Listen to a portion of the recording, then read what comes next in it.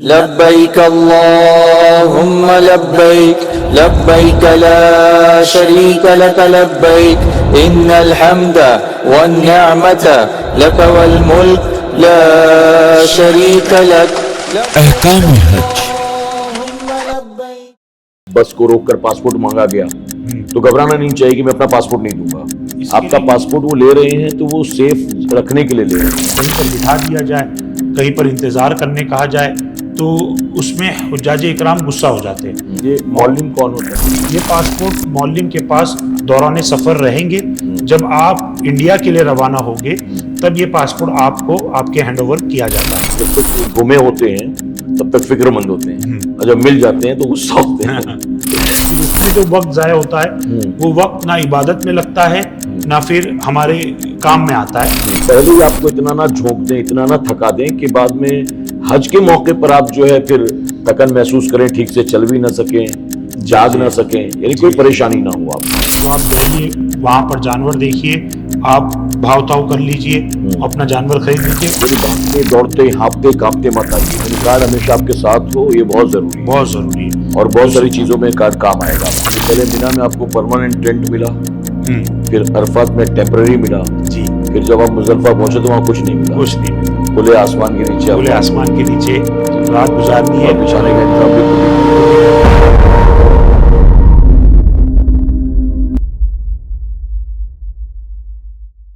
السلام علیکم ورحمۃ اللہ وبرکاتہ. الصلاۃ والسلام علیک یا رسول اللہ، الصلاۃ والسلام علیک یا حبیب اللہ، الصلاۃ والسلام علیک یا نبی اللہ وعلی آلک واصحابک یا نور اللہ صلی اللہ تعالی علیہ وسلم. میرے پیارے آقا علیہ الصلاۃ والتسلیم کے پیارے دیوانوں، خاتون جنت حضرت فاطمہ الزہرا رضی اللہ تعالی عنہا کی کنیزوں، عالمی تحریک سنی دعوت اسلامی کے اس خصوصی پوڈ کاسٹ میں آپ تمام کا استقبال ہے. اس پوڈ کاسٹ کے ذریعے ہم یہ سیکھنے کی کوشش کر رہے ہیں کہ جب کوئی حاجی حج کے سفر پر روانہ ہوتا ہے تو دوران سفر اسے کون کون سے مسائل درپیش ہوتے ہیں. آج کے ہمارے مہمان ہیں ہمارے ساتھی عالی جناب حسنین کالوکے صاحب قبلہ، جنہوں نے پچھلے پوڈ کاسٹ میں ہماری رہنمائی کی تھی. آج بھی انشاءاللہ مزید باتیں ہم ان سے سننے کی کوشش کریں گے. آئیے آغاز کرتے ہیں، لیکن معمول کے مطابق سب سے پہلے آپ تمام کی طرف سے، اپنی پوری ٹیم کی طرف سے حسنین بھائی کا استقبال کرتے ہیں اور پھر انشاءاللہ سفر کا سلسلہ شروع ہوگا. السلام علیکم ورحمۃ اللہ وبرکاتہ. وعلیکم السلام ورحمۃ اللہ وبرکاتہ. جی حسنین بھائی، بہت بہت شکریہ آپ کا، اللہ آپ کو جزائے خیر عطا فرمائے. آمین. تو جدہ ایئرپورٹ تک ہم پہنچ گئے تھے. آپ جدہ ایئرپورٹ سے باہر کیسے نکلتے ہیں، ہوٹل تک کیسے پہنچتے ہیں، اور اس کے بعد پھر کیا پروسیس ہوتا ہے، آپ اسے بتائیں ذرا پلیز. تو ہم جدہ ایئرپورٹ پہنچنے کے بعد ایئرپورٹ کی جتنی بھی سیکیورٹیز ہے اس کو مکمل کرنے کے بعد ہم جب باہر آتے ہیں تو معلم، جس معلم کے انڈر میں حجاج اکرام حج کرنے والے ہیں، مینا عرفات مزدلفہ میں رہنے والے ہیں، وہ معلم کے تمام اسٹاف وہاں موجود ہوتے ہیں. یہ معلم کون ہوتا ہے؟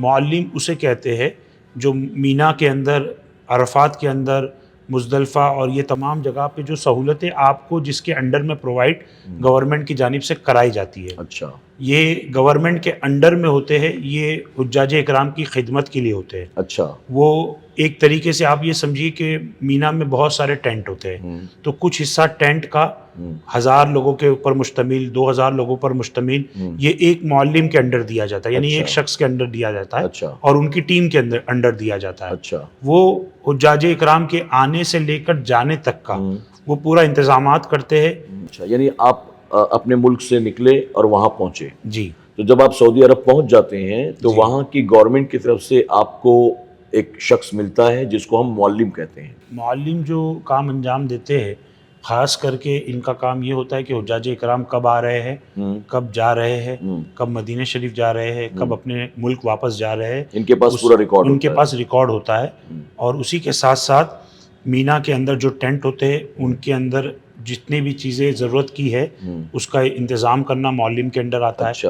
عرفات کے اندر کون سا ٹینٹ ہوگا، اس کے اندر انتظامات کیسے ہوگے، مینا میں کھانا پرووائڈ کرانا، عرفات میں کھانا پرووائڈ کرانا، اسنیکس پرووائڈ کرانا، بسوں کا اہتمام کرنا، وہ تمام چیزوں کا جو اہتمام ہے وہ ایک معلم کے انڈر میں آتا ہے، اور ایک معلم کی بڑی ٹیم موجود ہوتی ہے، وہ تمام لوگ حجاج اکرام کی خدمت میں لگے ہوتے ہیں۔ جی، جب حجاج اکرام ایئرپورٹ پر پہنچتے ہیں تو یہی ٹیم کے کچھ افراد جو ہے وہ وہاں ایئرپورٹ پر موجود ہوتے ہیں، اور انہیں پتہ ہوتا ہے کہ ہمارے معلم کے انڈر کے جتنے حجاج اکرام یہ فلاں فلائٹ سے آ رہے ہیں۔ اچھا، انہیں پک کرنے کے بعد ان کے بیگز وغیرہ بھی پک کرنے وہ آ جاتے ہیں، بیگز بھی خود اٹھا کر رکھتے ہیں، اور تمام کو ساتھ میں لے جا کر بس میں بٹھا دیتے ہیں۔ سبحان اللہ۔ بس میں بٹھانے کے بعد تمام حجاج اکرام اپنے ساز و سامان کے ساتھ جب بس میں بیٹھ جاتے ہیں تو یہ بس نکلتی ہے جدہ ایئرپورٹ سے، اور ایئرپورٹ سے نکل کر مکہ معظمہ کی طرف جاتی ہے۔ جب مکہ معظمہ پہنچتی ہے تو کسی رہائش میں پہنچنے سے پہلے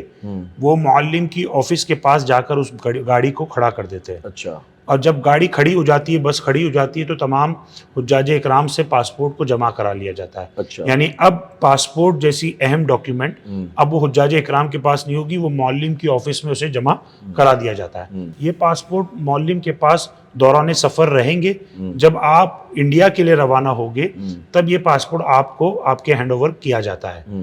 یہ اس لیے ہوتا ہے کہ کہیں ایسا نہ ہو کہ دوران سفر حج کے یا ہوٹل کے اندر یا آپ طواف کرتے وقت اپنا پاسپورٹ کیری کریں اور خدا نخواستہ آپ اپنا اہم ڈاکیومنٹ جو آپ کے لیے بہت فائدہ مند والی چیز بھی ہے اور اسی کے ساتھ ساتھ اس کے بنا آپ اپنے ملک ریٹرن بھی نہیں ہو سکتے۔ اچھا، تو اس سبب کے تحت یہ حجاج اکرام کے پاسپورٹ کو معلم کے پاس جمع کرا دیا جاتا ہے۔ اچھا، معلم کے پاس جمع ہو گئی، اب معلم کے پاس آپ کا ریکارڈ ہوتا ہے کہ آپ کس بلڈنگ میں آپ کی رہائش ہے۔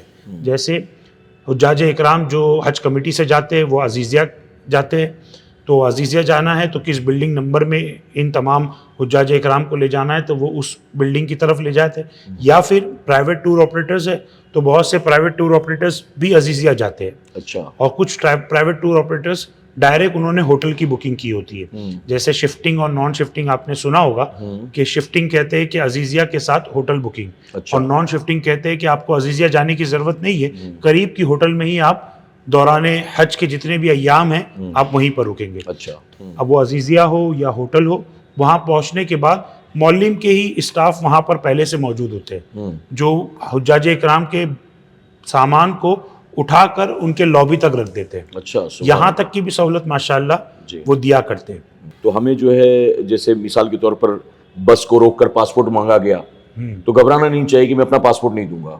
آپ کا پاسپورٹ وہ لے رہے ہیں تو وہ سیف رکھنے کے لیے لے رہے ہیں تاکہ اس پورے سفر میں آپ سے کہیں مس پلیس نہ ہو جائے، ورنہ آپ کے لیے بہت زیادہ آگے دشواری ہو جائے گی۔ اب آپ جیسے آپ نے کہا کہ کوئی آتا ہے مانگنے کے لیے تو ہم ڈر جاتے ہیں، بالکل صحیح بات ہے۔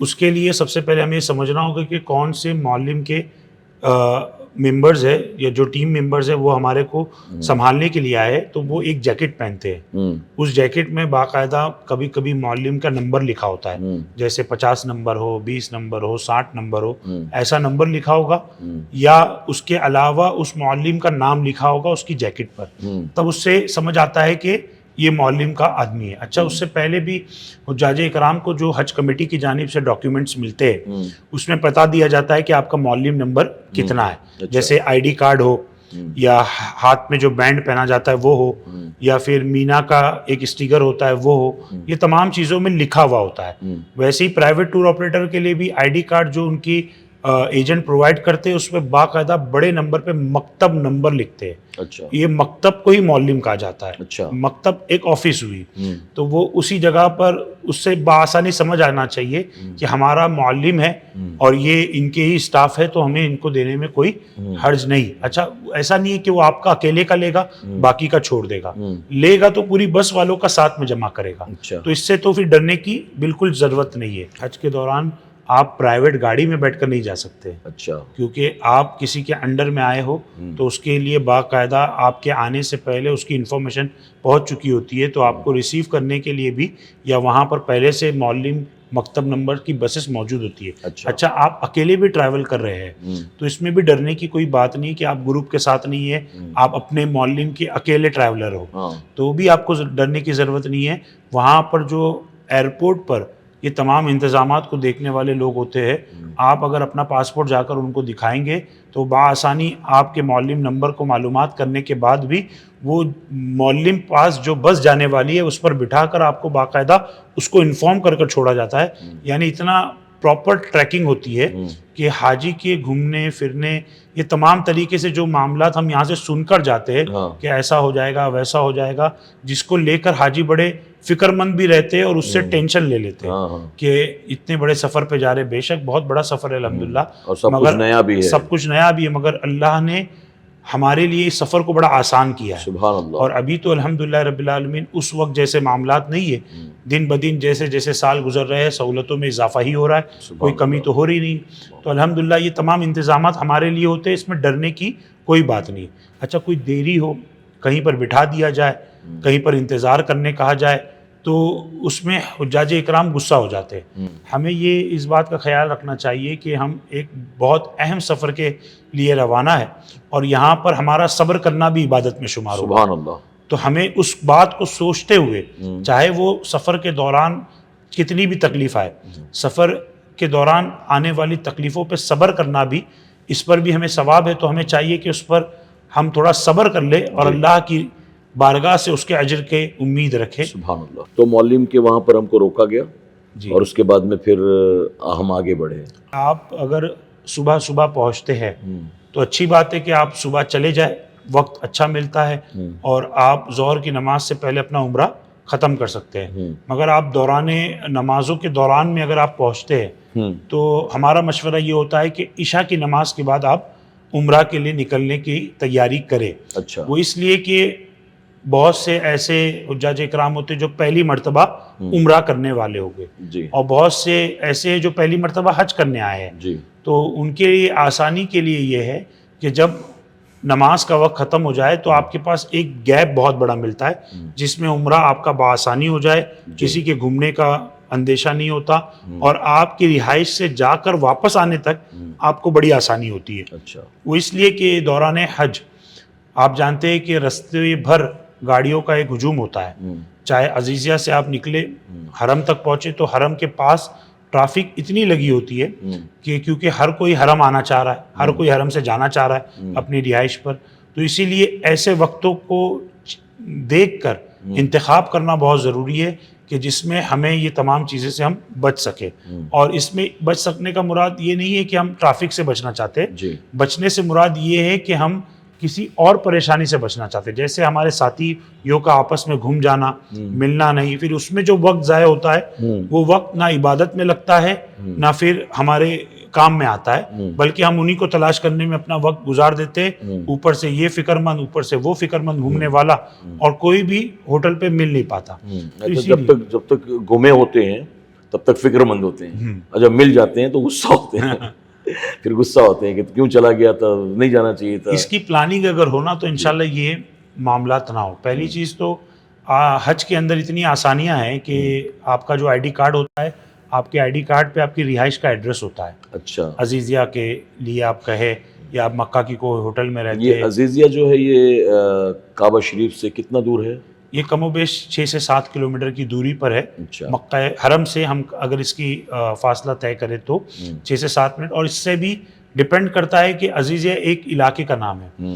اب وہ اس علاقے میں آپ کون سے کونے میں ہیں یا کس جگہ پر آپ کی رہائش ہے. عمومی طور پر جتنے حجاج اکرام حج کمیٹی سے جاتے ہیں وہ تمام انڈین جتنے حجاج اکرام ہیں تو وہ انڈین حجاج اکرام کی, چاہے وہ حیدرآباد سے آئے, چاہے دہلی سے آئے, یو پی سے آئے, ممبئی سے آئے, کرناٹک سے کہیں سے بھی آئے, وہ ایک انڈین حج کمیٹی کی تمام ایک کے بعد ایک بلڈنگ ہوتی ہے. اس میں بلڈنگ کا نمبر بھی ہوتا ہے, زون ٹائپ بنا دیا, زون جیسا ہوتا ہے. عزیزیہ اس لیے فیمس بھی ہے اور اس لیے زیادہ مشہور بھی ہے کہ یہاں سے مینا بڑا آسان ہے جانا, اور مینا نہ تو جمرات سے واپس آنا اور جمرات جانا یہاں سے بڑا آسان ہے. اچھا. اس کا روٹ بہت اچھا ہے. اگر اس پہ بھی ڈیپینڈ کرتا ہے آپ کون سے ایریے میں آپ کی رہائش موجود ہے, مگر پھر بھی عزیزیہ سے قریب ہے. اور عزیزیہ سے آپ کو فریکوینسی آف بسز بہت زیادہ اچھی مل جائے گی, آپ کو بس کی بہت زیادہ فریکوینسی مل جائے گی, گاڑیوں کی فریکوینسی بہت مل جائے گی جو حرم جا رہی ہے اور حرم سے آ رہی ہے. اچھا. اس لیے بھی تو کوشش کرنی چاہیے کہ پہلے تو جا کر معلومات کرے کہ ہمارے آس پاس سے بس اسٹاپ کتنے ہیں, وہاں سے جانے میں آنے میں کیا دشواری ہے, کون سا وقت صحیح ہے, یہ تمام کا انتخاب کر کے جائیے. کیونکہ الحمدللہ جتنے حجاج کرام جاتے ہیں کم و بیش زیادہ تر اگر میں کہوں تو غلط نہیں ہوگا، ہندوستان سے جانے والے 80% سے زیادہ حجاج اکرام 40 دن کے سفر کے لیے جاتے ہیں، جی کم و بیش۔ جی تو 40 دن کے سفر کے لیے آپ جاتے ہیں، اور اگر ہم اس بات کو ایسا اندازہ لگائے کہ ہماری فلائٹ جو ہے وہ 1 ذی الحجہ 2 ذی الحجہ کی ہے یہاں سے ممبئی سے، اور ہم پہنچے ہیں 2 ذی الحجہ کو، 2 ذی الحجہ کے بعد ہمیں عمرہ کرنا ہے، اس کے بعد ہمارے پاس مشکل سے 8 ذی الحجہ تک اگر ہم کیلکولیٹ کریں تو ہمارے پاس 5 دن بچتے ہیں۔ اب یہ 5 دن حج کے پہلے 5 دن ہے، حج ہو جانے کے بعد آپ کے پاس کتنے دن بچتے ہیں؟ تو اگر آپ اندازہ لگائیں تو کم و بیش 15 سے 20 دن آپ کے حج ہو جانے کے بعد بھی آپ کو مکہ شریف میں انشاءاللہ ملیں گے۔ جی تو حجاج اکرام کو یہ پہلے سمجھنا ہوگا کہ ہمارے پاس کتنے دن ہیں، نہیں تو وہ جلد بازی کرنے میں بہت ساری مقامات پر یہ دیکھا گیا کہ وہ اپنی طبیعت کا خیال نہیں رکھتے۔ جی دیکھیے جوش ہوتا ہے بہت، اور یہ شوق ذوق ہوتا ہے کہ ہم کعبۃ اللہ کو دیکھیں، بار بار دیکھیں، جتنا وقت ہو حرم میں گزارے، بہت اچھی بات ہے، اس کی پابندی بھی کرنی چاہیے، مگر اس کے ساتھ ساتھ ہمارا مشورہ یہ ہوتا ہے کہ جیسے آپ چاہ رہے ہیں ویسے تمام چاہ رہے ہیں، تو اب وہ فلو بھی آ رہا ہے، آپ 1 ذی الحجہ کو آئے، دوسرا دوسرے کو آیا، تیسرا تیسرے کو آیا، ایسا کرتے کرتے روزانہ کچھ نہ کچھ حاجی آ رہے ہیں، کچھ نہ کچھ نہیں بلکہ بڑی تعداد میں آ رہے ہیں۔ جی اور اس سے پہلے بھی ذی القعدہ میں لوگ پہنچ کر بیٹھے ہوئے، کچھ مدینہ شریف میں موجود ہے جو اچانک سے مراد یہ کہ ان کی جیسی ڈیٹ آئے گی وہ 5 ذی الحجہ 6 ذی الحجہ 7 ذی الحجہ تک وہ مدینے سے مکہ شریف واپس آ جائیں گے۔ یعنی جیسے جیسے حج کے ایام قریب آئیں گے ویسے ویسے بھیڑ بڑھتی چلی جائے گی۔ obviously پہلے ہی آپ کو اتنا نہ جھونک دیں، اتنا نہ تھکا دیں کہ بعد میں حج کے موقع پر آپ جو ہے پھر تھکن محسوس کریں، ٹھیک سے چل بھی نہ سکیں، جاگ نہ سکیں، یعنی کوئی پریشانی نہ ہو آپ کو۔ آپ آئے ہو حج کرنے کے لیے اور اہم فریضہ ادا کرنے کے لیے، آپ طواف کر رہے ہو، بہت اچھی بات ہے، عبادت ہے، آپ عمرہ کر رہے ہو، بہت اچھی بات ہے، عبادت ہے، مگر ان عبادتوں میں اگر آپ بھیڑ کے اندر آپ کو کسی طریقے سے انجری ہو گئی، پیر میں لگ گیا، کوئی ویل چیئر لے کر چل رہا تھا، پیر میں لگ گیا، کسی کا پیر ایک کے اوپر آ گیا، کچھ بھی وجہ سے اگر انجری، کیونکہ اتنی بڑی تعداد ہے کسی کو نہیں پتا کیا ہو سکتا ہے، تو خدا نہ خواستہ ایسا نہ ہو، مگر اگر کچھ ہو گیا تو آپ کے حج پر افیکٹ کرے گا جی جی جو آپ کرنے آئے ہو۔ تو ہمارا مشورہ یہ ہوتا ہے کہ آپ حج کرنے آئے ہو، آپ اپنے آپ کو مینٹلی پریپیئر کریے، فزیکلی پریپیئر کریے، اور مسائل پر زیادہ توجہ دے کر سیکھنے کی کوشش کریے۔ ہوتا کیا ہے، اب حجاج اکرام الحمدللہ سنی دعوت اسلامی کے ماتحت کئی جگہوں پر حج تربیتی کیمپ ہوئے، ویسے اس کے علاوہ بھی حجاج اکرام بک سے پڑھتے ہیں، یہاں پر سیکھ کر جاتے ہیں، سب کے مشورے بھی لے کر جاتے ہیں، مگر وہاں پہنچنے کے بعد، وہاں چیزیں دیکھنے کے بعد انسان بہت سی چیزیں بہت پہلے سنا ہوتا ہے تو بھول چکا ہوتا ہے۔ تو ہمارا مشورہ یہ ہوتا ہے کہ وہاں جانے کے بعد جو 2 3 4 دن آپ کے پاس بچے ہیں، اس میں آپ حج کے طریقے کو واپس سے ریکال کریں، اعادہ کریں، اس کا ریویژن کریں، آپ ایک ایک چیز کو سیکھیں اور اس کو سمجھیں، تاکہ ایسا نہ ہو کہ آپ مینا پہنچنے کے بعد کسی سے کچھ ایسا سوال نہ کریں جو آپ نے پڑھا تھا مگر آپ بھول گئے، آپ نے سیکھا تھا اور آپ بھول گئے۔ تو بہتر یہ ہے کہ اس وقت کا یوٹیلائزیشن اس طریقے سے کرے، کچھ مسئلے مسائل پیش آئے تو ہمارے علماء اکرام، مفتیان اکرام سے رابطہ کرے اور اس کے مسائل کو پہلے حل سمجھ لے، کیونکہ آپ کے پاس ابھی وقت باقی ہے جس میں آپ ان تمام چیزوں کا انتظامات کر سکتے ہیں۔ تو یہ جو پہلا عمرہ کرنا ہے حاجی کو، تو پہلا عمرہ وہ خود ہی کریں یا پھر ان کو اس میں گائیڈ کیا جاتا ہے؟ زیادہ تر آپ دیکھیں کہ حج کمیٹی کے حاجی ہو یا پرائیویٹ ٹور آپریٹر کے حجاج اکرام ہو، تو حج کمیٹی کے بھی کچھ اسٹاف موجود ہوتے ہیں، وہ گائیڈ کرتے ہیں کہ آپ یہ بس پکڑ کے چلے جائیں، اور پہلا عمرہ عمومی طور پہ سب کو اپنے اپنے مطابق کرنا ہوتا ہے۔ اگر پرائیویٹ ٹور آپریٹر آپ ہی کے ساتھ ٹریول کر کے آیا ہے، وہ بھی احرام میں ہے، تو وہ ظاہر سی بات ہے آپ کے ساتھ چلے گا اور وہ بھی عمرہ کرے گا، تو جب عمرہ کرے گا تو آپ کو بھی لے چلے گا، بتا دے گا آپ کو کہ یہاں پر یہ چیز ہے، یہاں سے طواف اسٹارٹ کرنا ہے، تو یہ تھوڑا فائدہ وہاں پر ہو جاتا ہے۔ مگر الحمدللہ حجاج اکرام اتنا سیکھ کر جاتے ہیں، پی پی ٹی دیکھ کر جاتے ہیں، ویڈیوز دیکھ کر جاتے ہیں، تو انہیں پتہ ہوتا ہے کہ کہاں سے طواف شروع کرنا ہے، صفا مروہ کیسا ہوگا، کہاں جا کر نیت کرنی ہے، تمام چیزیں معلومات ہوتی ہے تھوڑی بہت۔ تو وہاں پہنچنے کے بعد جیسے تربیت میں بھی بتایا جاتا ہے کہ پہنچنے کے بعد جب ہم مطاف میں اترتے ہیں تو لوگ بہت جلدی کرتے ہیں کہ چلو چلو چلو ہم طواف کرنا شروع کرتے ہیں. تو میرا ایسا مشورہ ہوتا ہے ہمارے حجاج کرام کو، جب بھی میں نے لوگوں کو لے جا کر پہلے عمرہ کرایا، پہلی مرتبہ جب آپ آئے ہیں تو اپنی ماتھے کی آنکھوں سے کعبۃ اللہ کا دیدار کرے، اور اس کے بعد یہ مسجد حرام جو اتنی خوبصورت ہے، اتنے مقامات ہیں، جس جگہ کو ہمیں دیکھنا ہے، اپنی ماتھے کی آنکھوں سے اسے دیکھے اور سمجھے کہ یہ کس طریقے سے بنی ہے، کہاں کون سی چیز ہے. اس کو آپ ایک مرتبہ کھڑے رہ کر سمجھ گئے کہ مقام ابراہیم کہاں ہے، حجر اسود کہاں ہے، رکن یمنی کہاں ہے، رکن شامی کہاں ہے، رکن عراقی کہاں ہے، اس کو آپ نے دیکھ لیا. صفا مروہ کے لیے راستہ کون سا جاتا ہے، یہ آپ کھڑے رہ کر مطاف میں جب آپ کھڑے رہتے ہو آپ کو بآسانی نظر آتا ہے. تو یہ تمام چیزیں دیکھ لیا جائے، کعبۃ اللہ کا دروازہ کا ملتزم کی طرح، حتیم کی طرح تمام چیزیں دیکھیں. اس کے بعد جب آپ دیکھ لے تو تیار ہو جائے. اس کے بعد آپ اپنے ارکان کو ادا کرنے جب نکلے تو اس بیچ میں آپ کو دیکھنے کی ضرورت نہیں پڑے گی یا آپ کو ریکال کرنے کی ضرورت نہیں پڑے گی، کیونکہ آپ نے پہلے سے مشاہدہ الحمدللہ کر لیا. اچھا، یہ پھر ہم عمرہ سے فارغ ہو گئے، پھر ہم ہوٹل پہ چلے جائیں. جی، ہوٹل میں ہم جانے کے بعد میں پھر اب ایام حج کا انتظار کریں گے. جی. اچھا، درمیان میں جو لوگ مسجد عائشہ جاتے ہیں، مزید عمرہ کرنا چاہتے ہیں، جی، تو یہ بھی حج کمیٹی والے یا پرائیویٹ ٹور والے ان کو پرووائڈ کرتے ہیں اپنی طرف سے، یا انہیں خود ہی کرنا ہوتا ہے؟ یہ سب وہ سروس پہ ڈیپینڈ کرتا ہے کہ وہ کیسی سروس پرووائڈ کر رہے ہیں. یہ پرائیویٹ ٹور آپریٹرس کی بات ہوئی. حج کمیٹی کے اندر یہ چیزوں کا انتظامات نہیں ہوتا، بٹ یہ ہے کہ آپ کے آنے جانے کے لیے بسز وغیرہ کا اہتمام ہوتا ہے. جو حرم آتی ہے، اب آپ کو عمرہ کرنا ہے تو میقات جا کر آئیے، اور آپ کو طواف کرنا ہے تو آپ ڈائریکٹ حرم آئیے اور طواف کریے. مگر جیسے میں نے پہلے بات بتائی آپ کو کہ ہمارا مشورہ ہوتا ہے کہ حج شروع ہونے سے پہلے جس وقت سب سے زیادہ کراؤڈ آتا ہے اس وقت آپ کوشش کیجئے کہ آپ اتنے دن میں عمرہ نہ کریں، کیونکہ آپ عمرہ کر رہے ہو سیکنڈ تھرڈ نفلی عمرہ کر رہے ہو. مگر وہ لوگ جو ابھی ابھی آئے ہیں وہ تو احرام پہن کر آئے ہوئے اور ان کو عمرہ کرنا ضروری ہے. تو اگر اتنے سارے لوگ ایک ساتھ عمرہ کرے تو مینجمنٹ کے لیے بھی بڑی مشکلات ہے. حالانکہ اللہ کے فضل سے حرم بہت بڑا ہے، بہت آسانی سے مینج ہو جاتا ہے، مگر ہمیں اس بات میں سوچنا بھی چاہیے کہ ہمیں آگے موقع ملنا ہے. ان لوگوں کو جن کو موقع نہیں ملنا ہے، جیسے کچھ لوگ آتے جو حج کر کے فوراً نکل جاتے، تو وہ بار بار اس کو پھر آگے موقع نہیں، تو وہ حج سے پہلے بھی آئے گا. تو اس طریقے سے اگر لوگ سوچ کر جائے، کیونکہ آپ کو بہت لمبا سفر رکنا ہے، آپ کو پریپئر رہنا ہے، تو اس اعتبار سے کریں گے تو انشاءاللہ آسانی بھی ہوگی آپ کے لیے اور عبادت بھی اچھی سے اچھی ہوگی. اگر مان لیجیے اس سفر میں کسی کی طبیعت اچانک خراب ہو جائے جی، تو اس کے لیے کیا کوئی سہولت ہوتی ہے؟ جی الحمدللہ رب العالمین، سہولتیں بہت ہوتی ہے، مگر صرف یہ ہے کہ لوگوں کو اس بارے میں پتہ نہیں ہوتا. وہ بہت جلدی لوگ پینک ہو جاتے ہیں، چاہے بی پی بڑھ جائے، ڈائبٹیز ہائی ہو جائے، یا کہیں پر گر گیا، اللہ نہ کرے. ہم نے یہ بھی دیکھا ہے کہ کبھی کبھی منی ہارٹ اٹیکس آتے ہیں، ہارٹ اٹیک آ گیا، آدمی سویا تھا، کچھ ہو گیا اس کو، اللہ نہ کرے.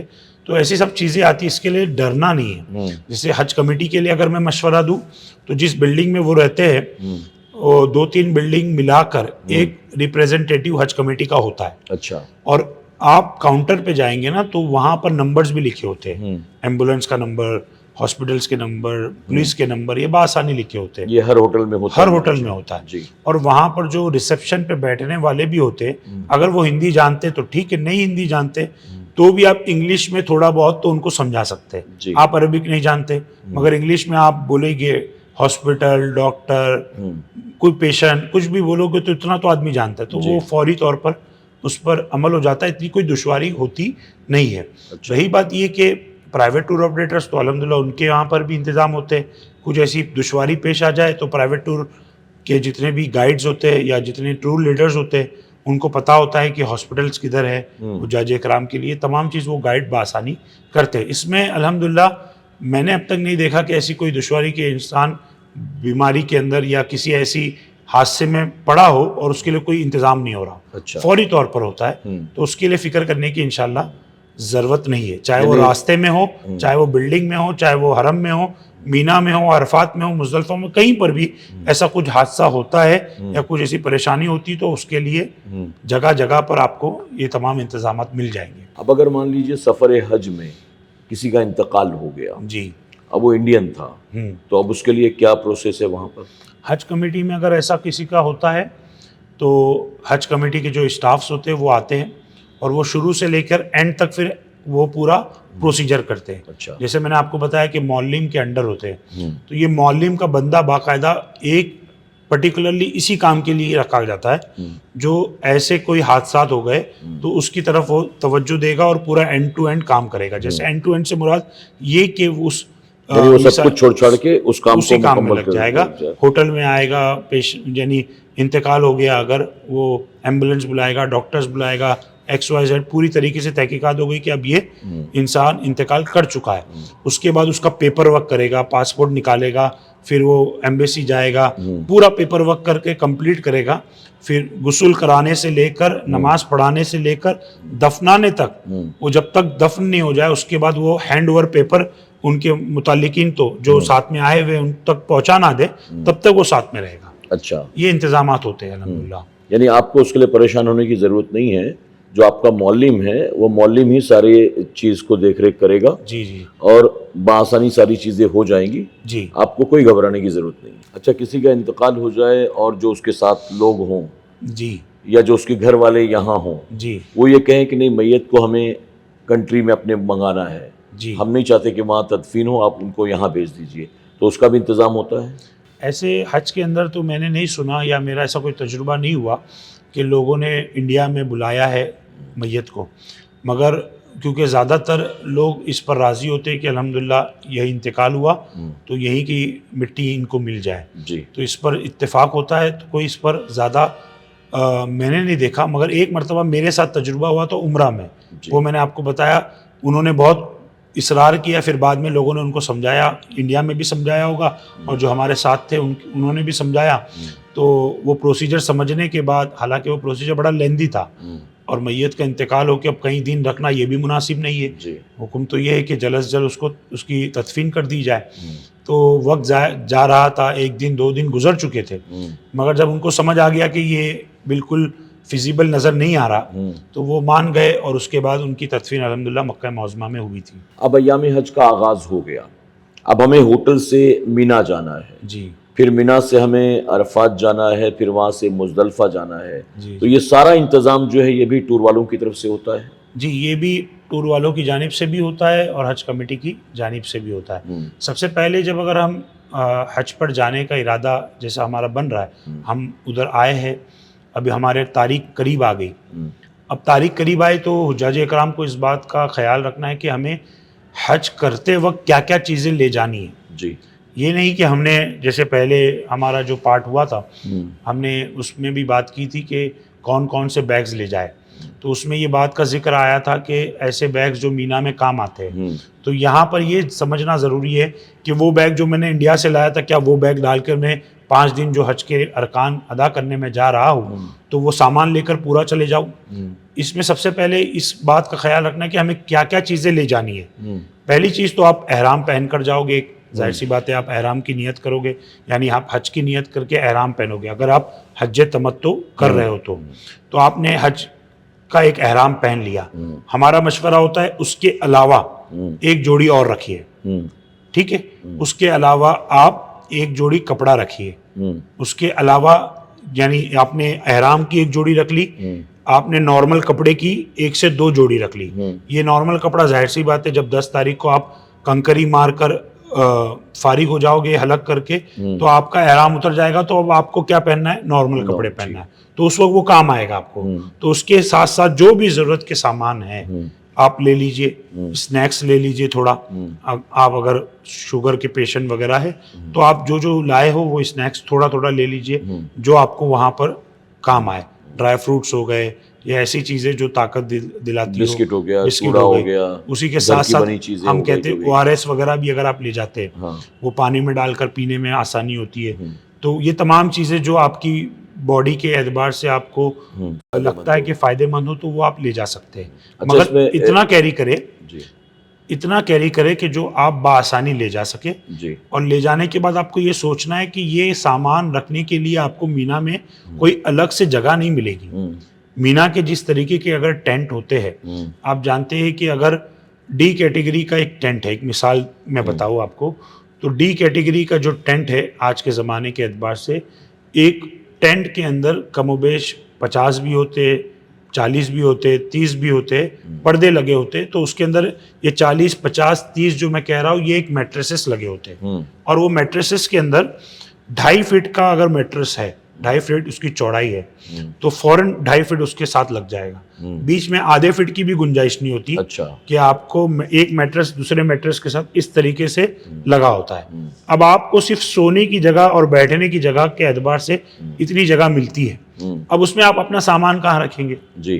तो हमारे टूर ऑपरेटर्स में हम ये करते हैं कि हमने पहले से ऊपर जो बम्बू होते हैं, यानी आप रॉड कहे, लोखंड के रॉड्स आपने देखा होगा, तो वो रॉड्स टेंट लगाने के लिए जो रॉड्स होते हैं, उस रॉड्स पर हम एक एस एंगल लगाते हैं, हुक टाइप लगाते हैं, तो वो उसमें लटका देते हैं ताकि हमारा स्पेस जो हमारे टेंट को मिला है वो ज्यादा बैग्स के अंदर ना जाए, बल्कि वो बैग्स ऊपर चले जाए तो थोड़ा हमें खुलकर बैठने और लेटने का मौका मिल जाए। किस तरह का एहराम ले जाना बेहतर होता है? क्योंकि हमने दो अलग क्वालिटी देखी है, एक तो कॉटन का होता है नॉर्मल जी, और एक होता है टॉवेल टाइप होता है जी, मोटा जी, थोड़ा सा जी जी। तो आप हाजियों को क्या मशवरा देंगे कि किस तरह का एहराम ले जाना बेहतर होगा? इसमें मशवरा हमारी जानिब से ये है कि जो अगर आपने पहले उम्रा किया है, यानी हज पे आने से पहले, तो हर इंसान जानता है कि उसकी बॉडी किस तरीके से पसीना छोड़ती है, कोई किसी की बॉडी ज़्यादा पसीना छोड़ती है, किसी की कम छोड़ती है, किसी को कंफर्टेबल कॉटन कपड़े में होता है, किसी को कंफर्टेबल टॉवेल के कपड़े में होता है, हर एक की अपनी अपनी बॉडी के एतबार से एक चॉइस होती है। मगर हाँ, इस बात का आपको ख्याल रखना है कि ये एहराम आप जो पहन रहे हो ये अभी सिर्फ 2-4 घंटे के लिए नहीं पहन रहे हो, आप पहनोगे तो मीना भी इसी में जाना है, अरफात भी इसी में जाना, मुजदलफा भी इसी में आना, फिर मुजदलफा से कंकरी मारने तक भी इसी में जाना है जी। जब कंकरी मार कर आप, यानी कमोबेश आप समझिए आप 8 को निकले तो 8, 9, 10 3 दिन आपको ये एहराम कमोबेश पहनना है। तो इतने दिन एहराम पहनना है तो उठना भी है, बैठना भी है, वजू भी करना है, इस्तिंजा भी करने जाना है, आपको उसी के साथ साथ नमाजें भी अदा करनी है, और उसी में सोना भी है जी। तो आपको इस एतबार से सोचना है कि इस मुताबिक इतने सारी चीज़ें मुझे करना है तो कौन सा एहराम बेहतर होगा। फिर इसमें चलना भी है, सबसे मेन चीज़ आप ये समझिए कि इसमें चलना भी है। आप जानते हैं कि हम जब चलते हैं तो दोनों रानों के बीच में पसीना आ जाता है, उतरता है पसीना, और वो रानें एक दूसरे से लगती है तो वहाँ पर फिर एक जख्म बनना शुरू हो जाता है। अब ये पसीना कैसे आएगा? जाहिर सी बात है, या तो आपने जो कपड़ा पहना है वो बहुत मोटा है तो वो पसीना अंदर बन रहा है और वो फिर आपको तकलीफ दे रहा है, या फिर ऊपर आपने मोटा पहना है तो ऊपर से पसीना निकल के नीचे की जानिब जा रहा है। ये तमाम चीज़ें मर्दों के लिए मैं बता रहा हूँ, औरतें तो जो कपड़ा उन्होंने पहना है वही उनका एहराम है तो उनको इतनी दुश्वारी का सबब नहीं होता, मगर ये मर्दों को ये तमाम चीज़ों की तरफ तवज्जो देनी चाहिए और उसके मुताबिक जो उनकी बॉडी को सूट करे। ज़्यादातर हमारा मशवरा होता है कि कॉटन पहनिए, वो जज्ब भी करता है पसीने को, और आप कॉटन पहनते तो वज़न भी नहीं होता, बासानी आप उसको हैंडल कर सकते हो। तो कॉटन का पहने, प्योर कॉटन पहने, अच्छा पहने जिसमें, और अच्छी ये भी एक चीज़ है कि ऐसा कपड़ा लीजिए जो आर पार ना हो। अच्छा, आर पार से मुराद ये कि आपके वजू करते वक्त पानी लगा, अब वो आपका जिस्म दिखने लग जाए, ऐसा भी कपड़ा ना हो, बहुत ज़्यादा पतला ना हो, इतना मोटा कपड़ा हो कम से कम कि वो आपके जिस्म को जाहिर ना करे, ताकि दूसरे कोई आपको देखे तो वो आप उनकी नज़र आपके जगह शर्मगाह की जगह पर वगैरह पे ना जाए। इसका भी एहतियात रखना चाहिए जी। अच्छा, जो लोग पैदल हज करना चाह रहे हैं जी, या फिर जैसे बसों के ताल्लुक से आपने बताया जी, फिर हम मीना जा रहे हैं, पहली बार जा रहे हैं, अरफात पहली बार जाएंगे, मुजदलफा पहली बार जाएंगे, जमरात फिर पहली बार जाएंगे, नॉलेज नहीं है इसके बारे में जी। तो क्या वहाँ के गवर्नमेंट की तरफ से या मौलिम की तरफ से कुछ मैप्स वगैरह प्रोवाइड किए जाते हैं या कोई ऐप वगैरह प्रोवाइड किया जाता है जिससे बआसानी आप हर जगह पहुँच सकें या लोकेट कर सकें अपनी लोकेशन को, या बसेस किस स्टॉप से कौन सी बस मिलेगी, इतने नंबर की बस कहाँ कहाँ जाती है, इसके ताल्लुक से कोई मैप, गाइडलाइन, ऐप कुछ होता है? ये होता है कि मीना जाने से पहले, यानी मीना जिस दिन आप जा रहे हैं उससे कुछ दिन पहले ही ये डिसाइड होता है कि कौन सा मौलिम مکتب نمبر کون سی جگہ پر رہے گا. تو وہ جب ڈیسائیڈ ہو جاتا ہے تو مینا لوکیٹر کر کے ایپس آتے ہیں, نسخ کا ایپ مل جائے گا آپ کو, ایسے کئی ایپ آپ کو پلے اسٹورس پر مل جائیں گے جس کے اندر لوکیشن ہوتا ہے. اچھا, اس میں خیال یہ رکھنا ہے کہ وہ اپڈیٹڈ ہے یا نہیں ہے, یہ دھیان رکھنا ہے, نہیں تو ہر سال ہر جگہ چینج ہوتی جاتی ہے. یعنی آج 20 نمبر کا معلم اس جگہ پر آیا ہے تو 20 نمبر کا معلم ضروری نہیں کہ اس سال بھی اسی جگہ پر آئے گا. اچھا, وہ ان کے اعتبار سے وہ ایلوکیٹ کرتے ہیں اور اس حساب سے آپ کو ملتا ہے. یعنی اچھا, اس میں زون گوگل میپ کی طرح آپ کے ہوٹل سے لے کے مینا جانے کا روٹ صرف یہی نہیں بتائے گا بلکہ وہاں پر کس معلم کا ٹینٹ کہاں لگا ہوا ہے, جی پورا مینا کے پورے میدان کے تعلق سے بھی آپ کو گائیڈ لائن اس میں مل جائے گی بآسانی جی جی کہ 49 نمبر کے خیمے کہاں لگے ہوئے ہیں, جی جی ان کا ٹینٹ کہاں پر ہے, جی 20 نمبر کے ٹینٹس کہاں پر لگے ہوئے ہیں. تو اس میں ساری چیزیں ڈیٹیل کے ساتھ ہوتی ہیں, باقاعدہ ڈیٹیل کے ساتھ آپ کو مل جائے گی. اچھا, آپ مینا کا لوکیشن تو ڈھونڈیں گے نہیں کیونکہ مینا تو بہت بڑا ہے, تو آپ ڈھونڈیں گے اپنا ہی مکتب نمبر. اچھا, تو بآسانی آپ کو اس لوکیشن تک وہ پہنچا دے گا. اچھا, اور اس کا بھی خیال رکھنا ہے کہ زون بھی پتہ کر لے. جیسے عمومی طور پہ ہمیں پتہ ہوتا ہے کہ ہمارا زون کیا ہوتا ہے. زون ان دا سینس کہ ایک زون وائز پورے مینا کو بانٹا گیا ہے, زون 1, زون 2, زون 3, زون 4, ایسا کر کے زون وائز بانٹا گیا ہے. تو اگر آپ زون یاد رکھتے تو اتنا کم از کم اندازہ ہو جاتا ہے کہ جمرات سے یہ کتنی دوری پر ہے. زون 1 ہوگا تو وہ قریب ہوگا, زون 2 ہوگا تو اس سے دور ہوگا, زون 3 اس سے دور, زون 4, زون 5, ایسا کرتے کرتے مزدلفہ تک جہاں تک نیو مینا ہے وہاں تک ٹینٹ پہنچتے ہیں. تو زون پتہ چل جاتا ہے تو تھوڑا اندازہ ہو جاتا ہے کہ اس زون پہ ہے تو اس جگہ پر ہوگا. اگر معلومات والا انسان ہو اس کو پتہ چل جائے. باقیوں کو تو ایپ استعمال کرنا ہے بڑا آسانی, وہاں پر آپ کو پتہ چل جاتا ہے کہ جب اپڈیٹ یعنی جانے کا وقت قریب آتا ہے تو لوگوں میں درمیان میں آپ کو معلوم ہو جاتا ہے کہ مینا لوکیٹر لے لے یا نسخ کا کوئی ایپ مل جائے یا ایسے کوئی ایپ جو بہت زیادہ ڈاؤن لوڈ ہو رہے اس وقت, تو وہ آسانی سے معلومات ہو جاتی ہے. اچھا, یہ مینا میں بھی ہوتا ہے, عرفات میں بھی ہوتا ہے. مزدلفہ میں کوئی لوکیشن کی آپ کو ضرورت نہیں ہے کیونکہ مزدلفہ میں کوئی ٹینٹ نہیں ہوتا ہے. تو اس کا خیال لوگوں کو رکھنا ہے کہ ہم کو کہاں کی لوکیشن ملے گی, کہاں کی نہیں ملے گی. تو پہلے ہم جب یہاں سے مینا سے نکلتے ہیں بس میں بیٹھ جائے, بس والا جا کر آپ کے معلم کے سامنے ہی آپ کو چھوڑے گا. وہاں جانے کے بعد اب میں نے جیسے پہلے بتایا کہ ایک معلم کے انڈر میں 2000 لوگ, 1500 لوگ, 4000 لوگ ایسے لوگ ہوتے ہیں. اور وہ خیمے جو ہوتے وہ 50-50, 100-100, 150-150, 200-200 ایسے لوگوں کے اکوموڈیٹ کے اعتبار سے بنائے گئے ہوتے ہیں. اچھا, اب وہ اس میں آپ کو وہاں جانے کے بعد جیسے آپ پرائیویٹ ٹور آپریٹر ہے تو اس کو پہلے سے پتہ چل جاتا ہے, وہ اپنا ایک بورڈ لگا دیتا ہے کہ یہ بورڈ فلاں ٹور کے لوگ جو ہے وہ اس جگہ پر رہیں گے. یعنی وہ اپنا بینر لگا دے گا ٹورز اینڈ ٹریولز کا, جی, تاکہ لوگوں کے لیے آسانی ہو جائے. دور سے دیکھ کر پہچان لے تو وہ پتہ چل جاتا ہے. حج کمیٹی میں ایسا ہوتا ہے کہ وہ آپ کو بتا دیتے ہیں کہ یہ آپ کا خیمہ ہے, آپ کو یاد رکھنا ہوتا ہے, نمبرنگ وغیرہ اوپر دیکھ لے, یہ تمام چیزوں سے آپ یاد رکھ سکیں. روڈ پر بھی اوپر آپ کو بہت جگہوں پر نمبرنگز نظر آئیں گی, پہلے جاتے ساتھ اس کا فوٹوز لے لے. آجو باجو کے جو نشاندہی کی جگہیں ہوتی ہے اس کا فوٹوز لے کے رکھ لے, تاکہ یہ تمام چیزیں اس وقت کام آئے گی جب آپ کنکری مارنے جاؤ گے, واپس آؤ گے یا مزدلفہ سے مینا آؤ گے, تو یہ تمام چیزیں آپ کو یاد رہے گی اور آپ اپنے ٹینٹ تک بآسانی پہنچ پائیں. یعنی ہم جو ہے وقتاً فوقتاً اپنے ہی لیے اپنے بس کا فوٹو لے لیا, ٹینٹ کا فوٹو لے لیا, اس کے آس پاس کون سی چیزیں تھی پہچاننے کے لیے, جی آپ نے اس کا فوٹو لے لیا, جی, تاکہ اگر آپ اپنے ساتھیوں سے بھٹک بھی جائیں, آگے پیچھے کہیں رہ جائیں, تو کم سے کم اس فوٹوز کے ذریعے آپ میچ کر سکیں. کیونکہ مینا میں جو ہے وہ ہزاروں ٹینٹ لگے ہوتے ہیں. جی, آپ کا ٹینٹ جیسا ہے ویسے ہی دوسرے ٹینٹس بھی ہیں. جی, تو آپ کی بس نے یہاں چھوڑا, آپ اتر کر یہاں چلے گئے, اور اس کے بعد میں پھر آپ نکلے کچھ لینے کے لیے یا کسی سے ملنے کے لیے کہ میں فلاں ٹینٹ میں ہوں, میں وہاں پر ہوں, اور آپ اس طرح سے نکلے باہر اور پھر لوٹے آپ, تو سارے ٹینٹس ویسے ہی ہوتے ہیں. تو آپ اس میں کنفیوز ہو جائیں گے کہ میرا والا ٹینٹ کون سا ہے. تو اگر آپ نے ایسے اپنی فوٹوز نکال کے رکھ لی ہوں گی تو اس سے کافی ہیلپ ہو جاتی ہے. جی, ہیلپ ہو جاتی ہے. بس اس میں بھی میں نے دیکھا ہے کہ مان لیجئے بس میں بیٹھے ہیں, کہیں جا رہے ہیں, اور کسی جگہ پر ہم رکے نماز پڑھنے کے لیے یا پھر زیارت کے لیے یا چائے پانی وغیرہ پینے کے لیے کہیں اترتے ہیں, تو لوگ فٹافٹ اپنی بسوں سے اتر جاتے ہیں. بسوں سے اترنے کے بعد جب 15-20 منٹ کے بعد لوٹتے ہیں تو 20 بسیں کھڑی ہوتی ہیں. تو سمجھ میں نہیں آتا کہ میری والی بس کون سی ہے. تو کیونکہ پیلے رنگ کی بس میں اگر میں بیٹھا تھا تو پیلی اور 4 بسیں ہیں وہاں پر, لال رنگ کی بس تھی تو اور 3 بسیں ہیں لال رنگ کی.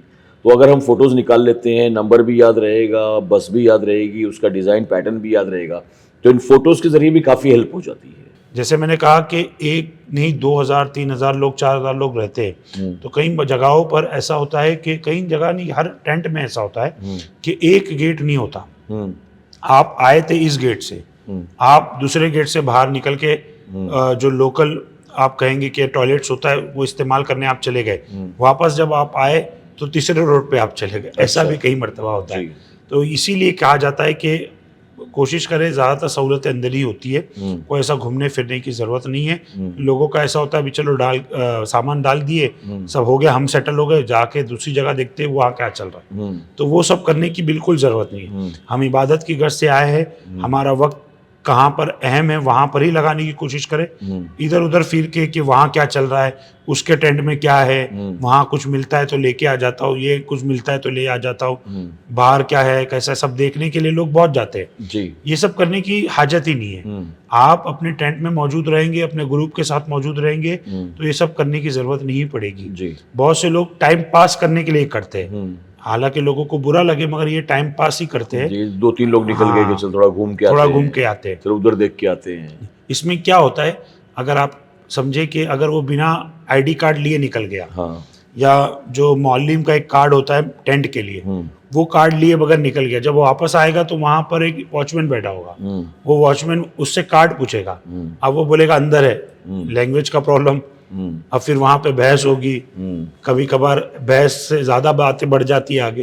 تو یہ سب چیزوں سے بچنا بہتر یہی ہے کہ آپ کو جو جگہ دی گئی ہے اسی کے آس پاس رہیے.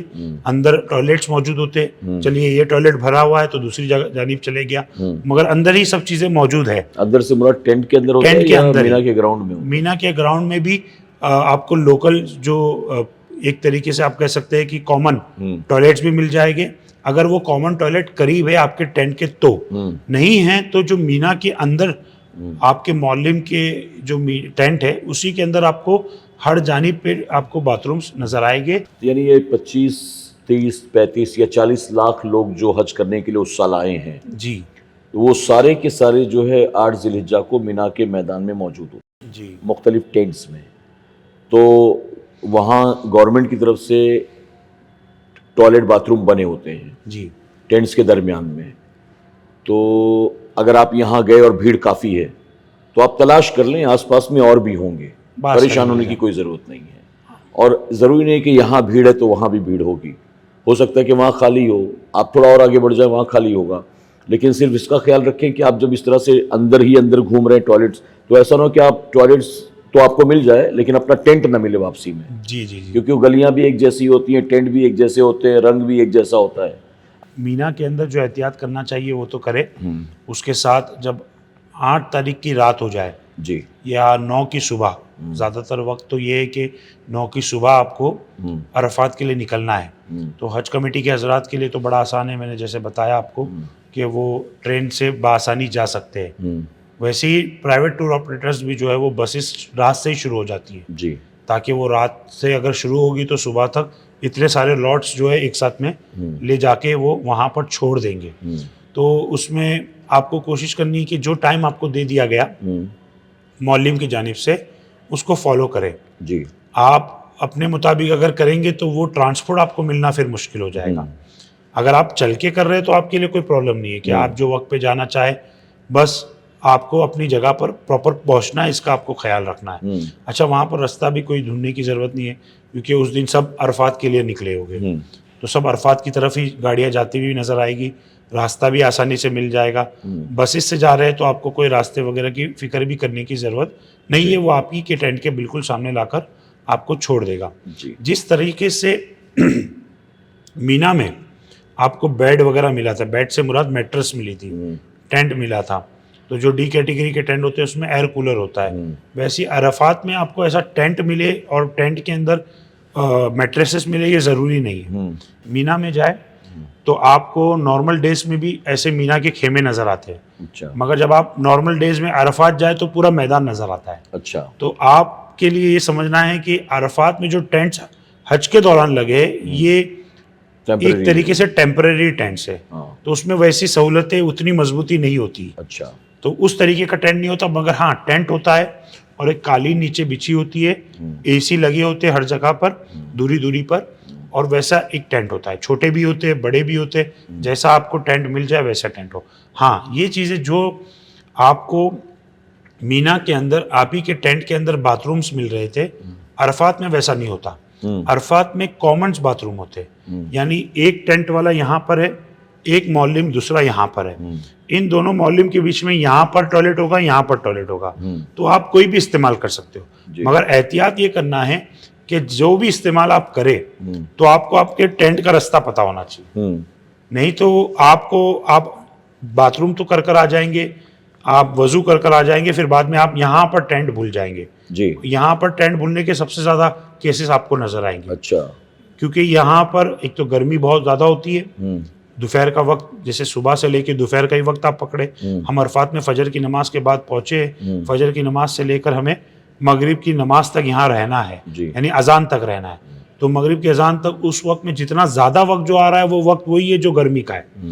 4-5 بجے کے بعد ایک طریقے سے تھوڑی گرمی کم ہو جاتی ہے, عصر کا وقت جب شروع ہوتا ہے, تو اس سے پہلے کا وقت تو پورا گرم ہے. تو کوشش کرنی ہے کہ آپ پھر رستے بھر جو ہے یعنی 10 to 10 آپ صرف گھومتے رہو گے, اور جو عرفات کی عبادت ہے وہ آپ اس سے محروم ہو جاؤ گے.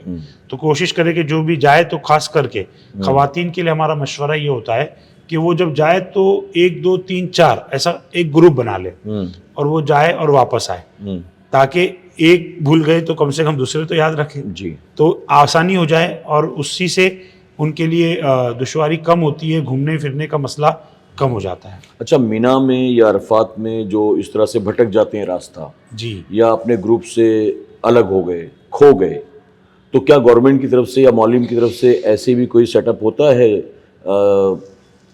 کہ جہاں پر آپ جا کر کمپلینٹ کر دیں اور پھر وہ اناؤنس کریں پورے گراؤنڈ میں, یا پھر وہ آپ کا کارڈ دیکھ کر معلم سے کانٹیکٹ کریں, یا ایسی کوئی سہولت ہوتی کہ آپ کو بآسانی پھر وہاں پہنچایا جا سکے اپنے لوگوں تک؟ نہیں, ایسے اعلانات کرنے کا تو کوئی سلسلہ نہیں ہوتا, بٹ ہاں جو معلم کے اسٹاف ہوتے وہ وہیں پر گھومتے. گھومنے سے مراد یہ کہ وہ کام کرنے یہاں سے وہاں, وہاں سے یہاں, یہاں سے وہاں جا رہے ہوتے.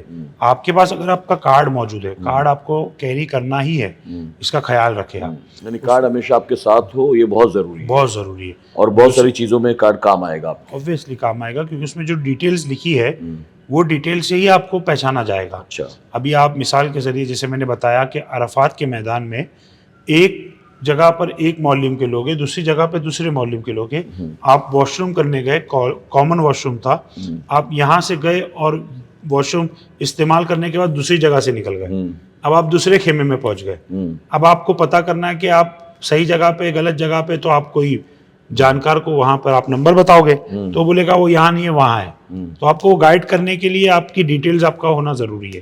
اچھا, آپ گھوم گئے کسی وجہ سے, نہیں پتا چل رہا, کہ چلو بتا دیا کہ اس طرف چلے جائیے خیمہ مل جائے گا, پھر بھی خیمہ نہیں مل رہا, تو ان خیموں کے اندر ایک معلم کی آفس بھی ہوتی ہے. اچھا, آپ کہیں بھی نہ جائے تو وہاں پہ پہنچا دیا جاتا ہے آپ کو.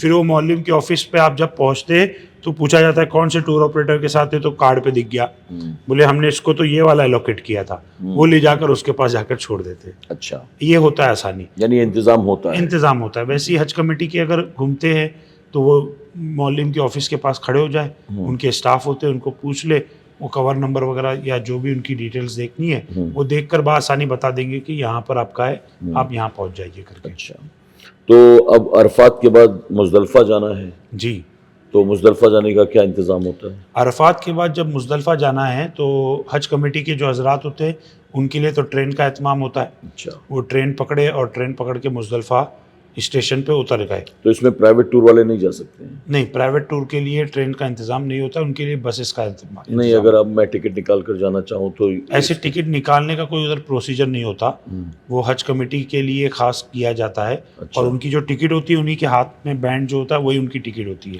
تو یہ ٹرین صرف کیا حج کے وقت ہی چلائی جاتی ہے؟ جی جی جی, تو یہ اسپیشلی اسی لیے بنایا گیا؟ اسی کے لیے بنائی گئی ہے کہ وہ حج کے وقت میں ہی اسی کو استعمال کیا جاتا. تو جب آپ عرفات سے نکلنے کا وقت ہوتا ہے مغرب کی وقت ہونے کے بعد, یعنی سورج غروب ہو جائے, اور غروب ہونے کے بعد پھر اس کا وقت شروع ہوتا ہے.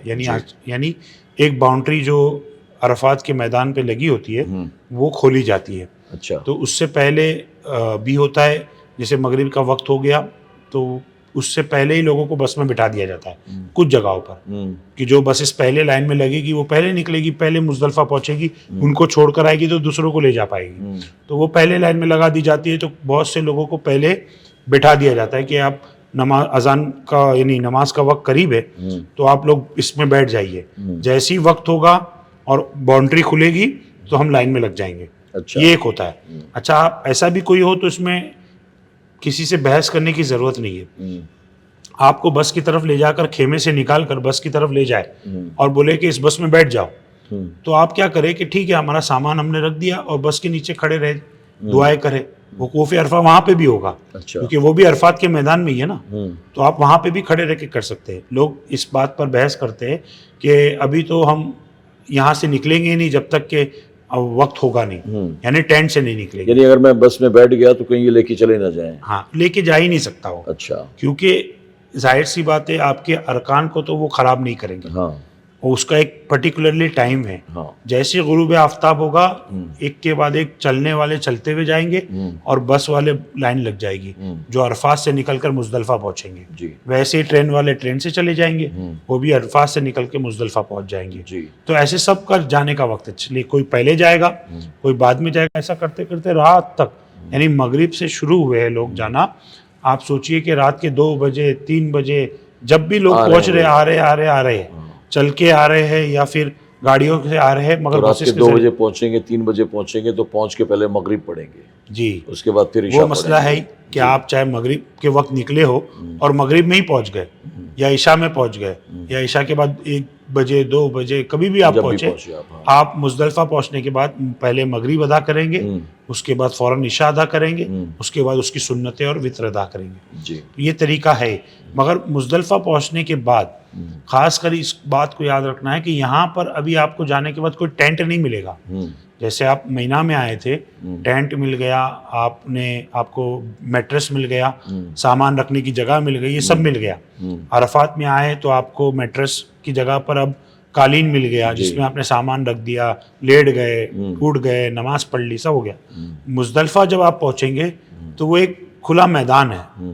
اچھا آج کل وہاں پر بھی آپ دیکھیں گے تو وہاں پہ کارپیٹ لگائے جاتے ہیں، مگر کارپیٹس کتنی تعداد میں لگائیں گے؟ جی. تو آپ کے پاس کچھ ایسا انتظام ہونا چاہیے کہ چادریں موجود ہو، جانماز ہو آپ کا خود کا. تو یہ تمام سامان آپ کو اپنے ساتھ رکھنا ہے. فولڈنگ چٹائی آپ نے لے لی تو یہ آپ کو مزدلفہ میں کام آئے گی. اچھا. کہ اس رات آپ کو کھلے آسمان کے نیچے رات گزارنی ہے. یعنی پہلے مینا میں آپ کو پرماننٹ ٹینٹ ملا، پھر عرفات میں ٹیمپرری ملا. جی. پھر جب آپ مزدلفہ پہنچے تو وہاں کچھ نہیں ملا. کچھ نہیں ملے. کھلے آسمان کے نیچے کھلے آسمان کے نیچے رات گزارنی ہے اور بچھانے کا انتظام بھی خود ہی کرنا ہے. اور وہ رات اتنی بابرکت رات ہوتی ہے بے شک کہ الحمدللہ جس نے بھی اس رات اس زمین پہ سوتا ہے تو وہ یہ محسوس کرے گا کہ جتنے آرام سے نیند اس زمین پر آ جاتی ہے شاید اپنے گھر کے نرم بستروں پر بھی نہیں آتی. سبحان اللہ.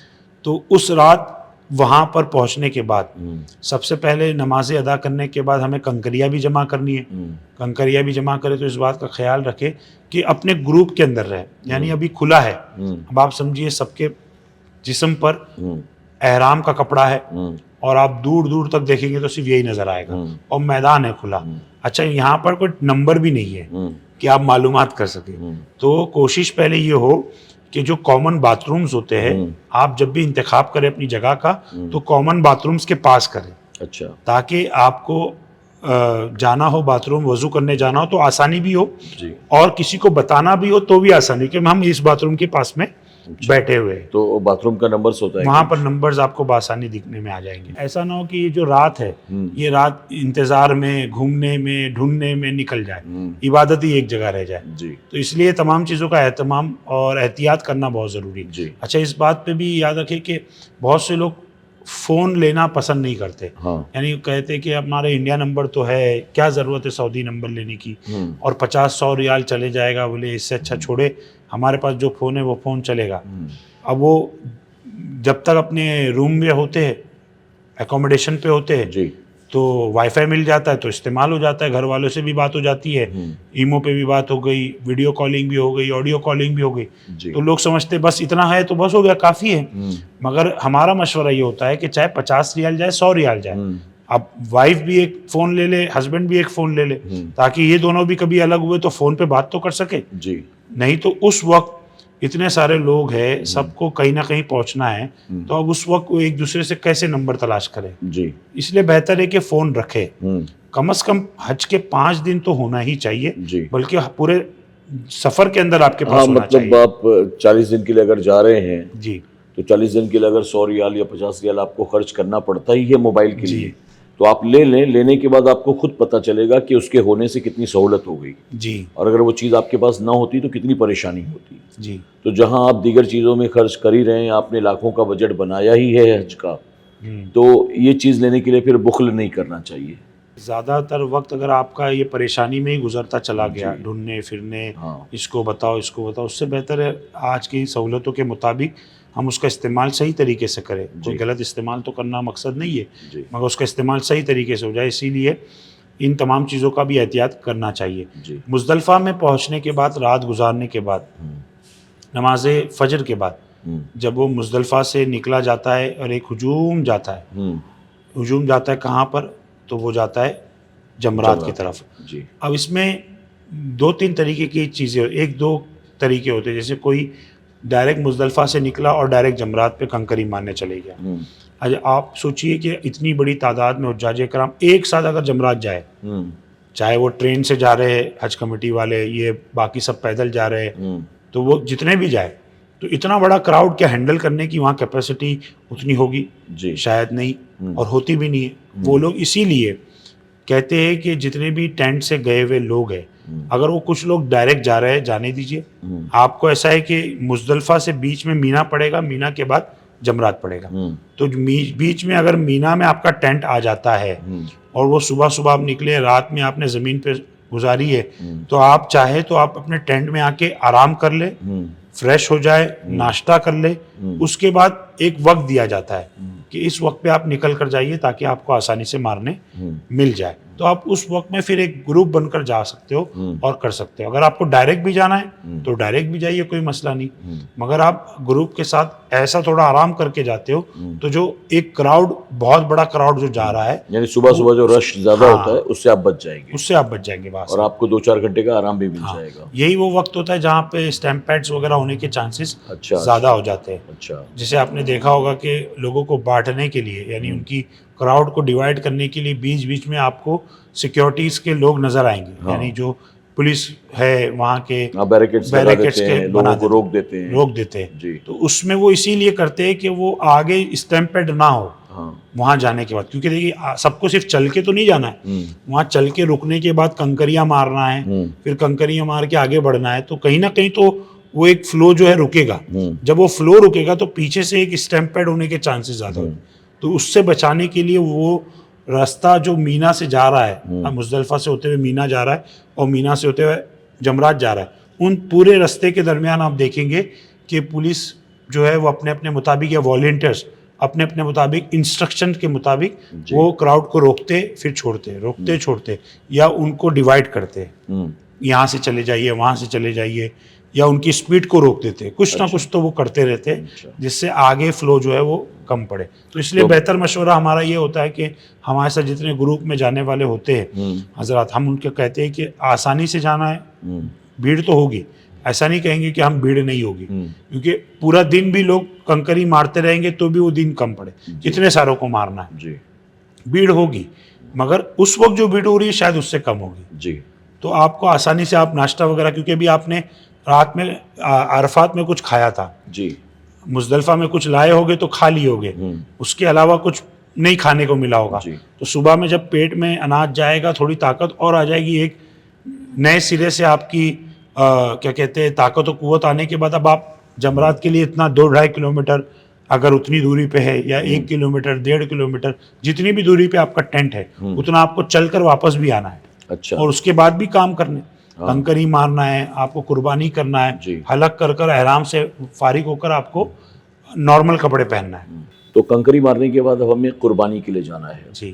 تو قربانی عام طور پر جو ہے وہ ٹور والے یا حج کمیٹی والے خود کرا دیتے ہیں, آپ کو پیسے جمع کرانے ہوتے ہیں. بعض لوگ اگر یہ چاہتے ہیں کہ مطلب مجھے زیادہ ثواب ملے میں اپنے ہاتھوں سے خود جانور ذبح کروں. جی تو کیا اس کی سہولت ہوتی ہے گورنمنٹ کی طرف سے کہ آپ فلاں جگہ چلے جائیے, وہاں آپ کو جانور مل جائیں گے اور وہاں پر سلاٹر ہاؤس بنے ہوئے ہیں, آپ وہاں پر اپنے ہاتھ سے ذبح کر لیجیے, کیا اس کا انتظام ہوتا ہے؟ جی, اس کا انتظام تو ہوتا ہے, کیونکہ آپ جانتے ہیں کہ اتنی بڑی تعداد میں حجاج اکرام آتے ہیں اور حجاج اکرام کو قربانی کرنی ہے. تو جیسا آپ نے کہا کہ حج کمیٹی والے بھی قربانی کا ایک انتظام کرتے ہیں, ان کو اماؤنٹ پے کر دیا جاتا ہے, وہ قربانی کرتے ہیں. ویسے ہی پرائیویٹ ٹور آپریٹرز بھی ایسا کرتے ہیں کہ کوئی ان کے پہچان کا بندہ ہوتا ہے یا جن کو وہ ذمہ دار بنا کر آگے بیچتے ہیں اور وہ قربانی کرتے ہیں ان کے نام پر. مگر یہ سب کب پاسبل ہے؟ جب تک کہ جیسے احناف کے نزدیک مسئلہ تو یہی ہے کہ احناف کے نزدیک جب تک کہ آپ کنکری نہیں ماریں گے آپ کی قربانی نہیں ہوگی. وقت تو صبح سے شروع ہو چکا ہے, آپ نے کنکری 1 بجے ماری ہے تو فجر بعد تو آپ کی قربانی نہیں ہوگی. اچھا, ہو بھی گئی آپ کے نام سے قربانی تو وہ قربانی شمار بھی نہیں ہوگی. آپ کا جو ترتیب ہے وہ ترتیب تو کنکری مار کر ہی قربانی کرنی ہے. حالانکہ شافعی حضرات میں یہ ترتیب نہیں ہے, وہ پہلے قربانی بھی کر سکتے بعد میں کنکری بھی مار سکتے. بہرحال بٹ قربانی کرنے جانا ہے, یا تو کرنے جائے یا تو جس کو کرنے کے لیے آپ نے دیا ہے اس کو فون کر کے بتا دے کہ میری کنکری ہو گئی, اب آپ میری قربانی کریے. اچھا, آپ کرنے جاتے ہیں تو جب آپ کنکری مار کر, یعنی جیسے بڑے شیطان کو آپ نے کنکری ماری اور کنکری مار کر آپ جب باہر نکلتے تو وہاں سے ایک رستہ نکلتا ہے جو مین روڈ کی طرف جاتا ہے. وہ مین روڈ سے آپ کو گاڑیاں ملتی ہے, مگر وہ گاڑیاں ملے گی اور آپ کہو گے کہ مجھے جانا ہے سلاؤٹر ہاؤس, اور وہ اماؤنٹ جو بولے گا آپ ایک دم چوک جائیں گے, کیونکہ وہ اس وقت 10 ریال 20 ریال 25 ریال 30 ریال یہ نہیں بولے گا, وہ 400 ریال 500 ریال جو اس کے منہ میں آئے گا وہ بول دے گا. اب وہ بھی مجبور ہوتا ہے کہ وہ وہاں سے اس کو بھاڑا جو ملنا ہے, سواری جو ملنی ہے وہ ایک ہی وقت ملنی ہے. وہ چھوڑ کر واپس آئے اتنا اس کے پاس وقت نہیں ہوگا اور اتنی ٹریفک ہوگی کہ وہ واپس آنے تک وہ کہیں سواری دوسری جگہ کی بھی لے سکتا ہے. پورا دن نکل جائے گا اسی میں. جی, ایک اراؤنڈ بہت زیادہ ٹریفک ہوتی ہے تو ظاہر سی بات ہے اس کو آسانی سے نہیں ملے گی. اچھا, اس وقت پھر جو ملے انسان اس میں چڑھ جاتا ہے, بس ملے بس میں چڑھا, ٹیکسی ملے ٹیکسی پہ چڑھا, کوئی پرائیویٹ ٹیکسی ملے جو مل گئی اس پہ چڑھ جاتا ہے. مگر اتنا آسان نہیں ہوتا سلاؤٹر ہاؤس بھی پہنچنا. پہنچ جاتے لوگ آسانی سے, کچھ گروپ بنا لیا 4-5 لوگوں کا. اب ایسا ہوتا ہے کہ آپ لوگوں کے ساتھ اگر فیملی ہے تو اب آپ فیملی کو عزیزیہ لے کر جائیں گے یا فیملی کو مینا چھوڑ کر جائیں گے, یا پھر آپ کنکری مارنے کے بعد ڈائریکٹ ان کو بھی لے کر کہ آپ سلاؤٹر ہاؤس جاؤ گے, کیسے کرو گے؟ کیونکہ آپ جس طاقت و قوت کے ساتھ ہو کیا آپ کی فیملی بھی اتنا کر پائے گی؟ یہ بھی ایک سوال ہو جاتا. تو ایسی بہت سی صورتحال ہونے کی وجہ سے لوگ کسی کو دے دیتے ہیں کہ آپ میری جانب سے قربانی کریں. وہ ذمہ دار ہے اگر تو اس کو دیجیے بخوبی, وہ اگر مسائل جانتا ہے اور آپ کی کنکری ہونے کے بعد آپ اس کو فون کرتے ہو, پہلے سے اتفاق کر لے اس بات کا کہ بھائی میں فون کروں گا اسی بات میری قربانی ہونی چاہیے. اچھا, وہ فوراً قربانی نہیں کر سکتا کیونکہ اس کے پاس بھی لائن لگی ہوگی, تو وہ 3 گھنٹہ 4 گھنٹہ 5 گھنٹے کا ایسا وقت مانگے گا کہ میں آپ کو جب فون کروں اس کے بعد آپ اپنے جا کر حلق کرنا اور احرام اتارنا. تو یہ مسئلہ ہے, اس کو سمجھنا ہے اور آپ کو اس پہ صبر کرنا ہے. ایسا نہیں کہ اب میں کنکری مارا مجھے نکالو احرام اتارواؤ, اس طریقے سے نہیں ہونا چاہیے. تو آپ اگر خود سے بھی جا کر کرنا چاہے تو سلاؤٹر ہاؤس وہاں موجود ہوتے ہیں اور بآسانی آپ دیکھیں گے کہ ریڈ گرین ایسے کلر میں وہاں پر ایسے سلاؤٹر ہاؤس پہ نمبرز لگے ہوگے, یعنی یہ گرین زون ہے گرین کلر کا. تو ایک پٹا وہ دے دیا گیا, اس میں 1 نمبر سے 30 نمبر 50 نمبر تک ایسے سلاؤٹر ہاؤس, یعنی ٹیم ہوتی ہے. جیسے ہم یہاں پر کسائی کی ایک ٹیم ہوتی ہے ویسی وہاں پر ایک ٹیم ہوتی ہے نمبر وائز, اور وہ ان کے ہی انڈر میں وہ کٹنگ ہوتی ہے. تو وہاں جہاں کٹنگ ہوتی ہے اسی کے باہر آپ دیکھیں گے تو جانور وہاں پر کھڑے ہوتے ہیں, وہاں پر بیچنے والے بھی موجود ہوتے ہیں.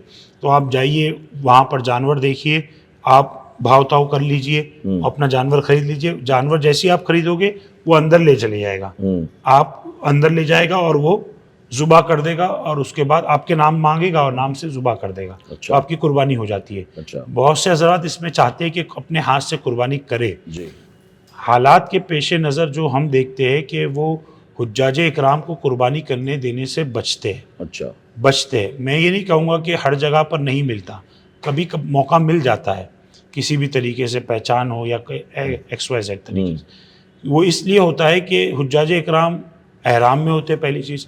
اب وہ وہاں پر چھری کتنی تیز ہے کیا ہے جیسے یہاں پر جانور گرتا ہے تو اس کو پکڑنے والے 4 موجود ہوتے ہیں, وہاں جانور گرتا ہے تو وہاں پکڑنے والا کوئی نہیں ہوتا. اچھا, وہاں پہ جانور گرا دیا گیا, منڈی بھی آپ کو پکڑنی ہے, آپ کو ذبح بھی آپ کو کرنا ہے. اچھا, ایسا ہوتا ہے جی. تو اب اس کا اگر آپ کو ایکسپیرینس نہیں ہے کاٹنے کا اس طریقے سے, تو ظاہر سی بات ہے آپ کے لیے وہ دشواری ہے. اور ان کی بلدیہ یعنی جو بلدیہ بی ایم سی ہے, ہم جس کو بی ایم سی کہے اپنے طور پر, تو گورنمنٹ کی جانب سے وہ بلدیہ کے افراد بھی وہاں گھومتے ہیں. وہ اس بات کا خیال رکھنے گھومتے ہیں کہ کوئی انلیگل چیز نہ ہو. انلیگل سے مراد یہ کہ اگر حجاج اکرام کو پتہ نہیں ہے کیسے کاٹنا ہے کیا ہے, اور وہ اس کو ہینڈل کر رہا ہے, تو وہ چھری کہیں بھی لگ سکتی ہے. تکلیف میں پھر وہی حاجی صاحب آئیں گے, تو اس کا پھر بعد میں معاملہ کس پر آئے گا؟ گورنمنٹ پہ. تو گورنمنٹ ان تمام چیزوں کا اہتمام کرتی ہے, مگر کچھ جگہوں پر یہ موقع مل جاتا ہے کہ آپ اپنے ہاتھ سے ذبح کر سکے. اچھا, ایک بات یہاں پر یاد رکھیں کہ بہت سے لوگوں کو یہ بتایا جاتا ہے کہ ہم فلاں روم کے اندر کچھ جانور لے کر ہم قربانی کرنے والے ہیں, آپ کا ہم وہاں پر اپنے ہاتھ سے ذبح کر دیں گے, یا ایسا کچھ پرومس کیے جاتے, وعدے کیے جاتے ہیں. تو لوگ اس پر زیادہ اعتبار کرتے ہیں, ارے نہیں یہ بہت جینیون لگ رہا ہے کہ اپنے ہاتھ سے قربانی کرے گا, مگر سب سے زیادہ خطرہ اسی میں ہے. اچھا, کیونکہ یہ انلیگل طریقے سے ہوتا ہے. گورنمنٹ نے سلاؤٹر ہاؤس بنائے ہیں تاکہ وہ ایک پراپر ڈسپلین کے ساتھ جی, ایک رول فالو کیا جائے, اور ایک طریقے کے ساتھ وہاں پر کام ہو, کہ وہاں پر ذبح ہو تو اس کا کھال چھیلی جائے, پھر اس کے ٹکڑے ہو, پھر وہ ٹکڑے نہیں بھی ہوتے تو بکرے جو ہے وہ اکھے پورے کے پورے آپ کو دیے جاتے ہیں. وہاں ٹکڑے وغیرہ کرنے کا اہتمام نہیں ہوتا. پھر آپ باہر لے جائے اور باہر کوئی بیٹھا ہو تو ٹکڑے کرا لے, بات الگ بات بنتی ہے. تو گورنمنٹ نے یہ رول بنایا ہے, اور اس کے علاوہ کوئی گھروں میں قربانی کروا رہا ہے یا کچھ کروا رہا ہے تو وہاں پر ریٹس پڑتی ہے. اچھا, پھر وہ جتنے جانور ہو, جو بندے ہو, سب کو لے لیا جاتا ہے. تو اب آپ ایسے لوگوں کے اوپر بھروسہ کر کے آپ دیتے ہو مثال, اور خدا نہ خواستہ اس کے یہاں پہ ریٹ پڑ جائے تو آپ کی قربانی کا کیا؟ صحیح. تو یہ تمام چیزوں کا خیال رکھنا چاہیے. اچھا, اس بات کا خیال رکھتے ہوئے پھر آپ دیں. اعتبار کرنا اچھی چیز ہے, وہ سامنے والا کیسے کام کر رہا ہے اور کیا اس پر کتنے چانسز ہے اس کے, جو وہ وعدہ کر رہا ہے اس کے مکمل ہونے کے.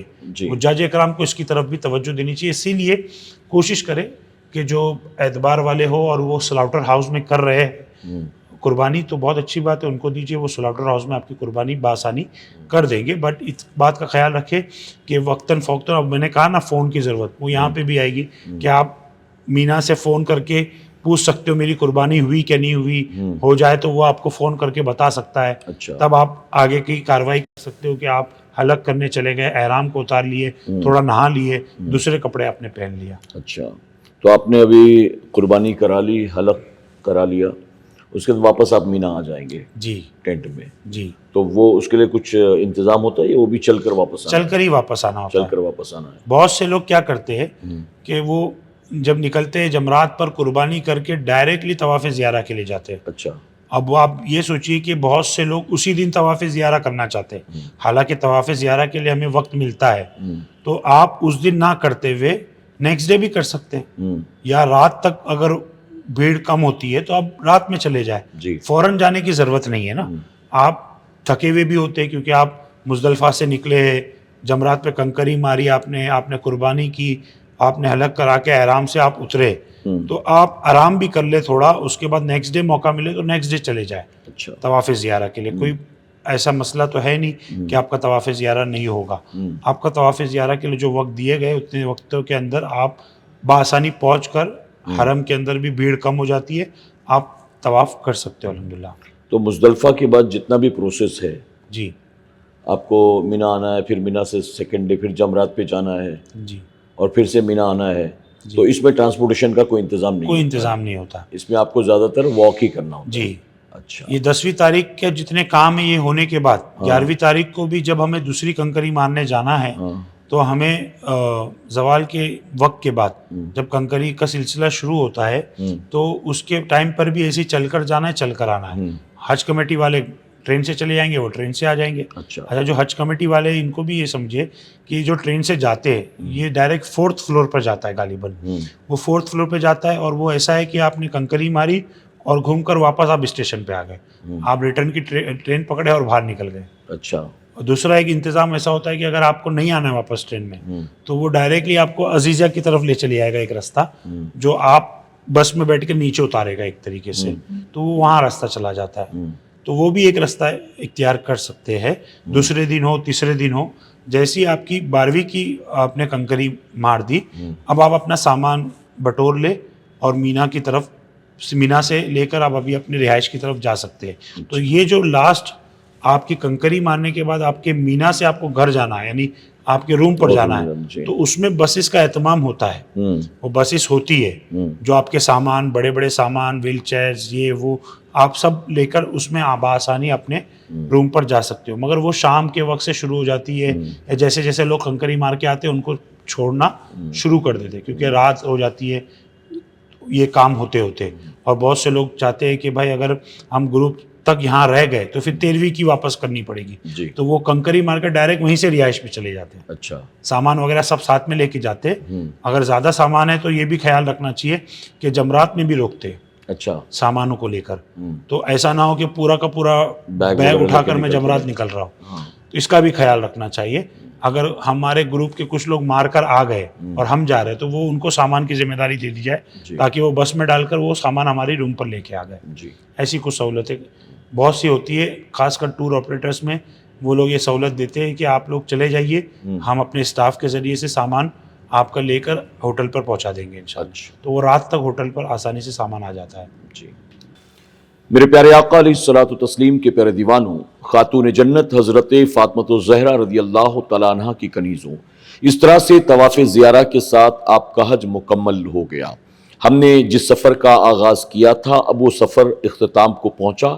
اب اس کے بعد آپ کو دوبارہ اپنے اپنے ہوٹلز میں پہنچا دیا جائے گا، اور پھر ہوٹل میں پہنچنے کے بعد جو اپنے ملک جانے والے ہیں ان کی روانگی ملک کی طرف ہوگی، زیارتیں کرائی جائیں گی، مدینہ شریف لے جایا جائے گا.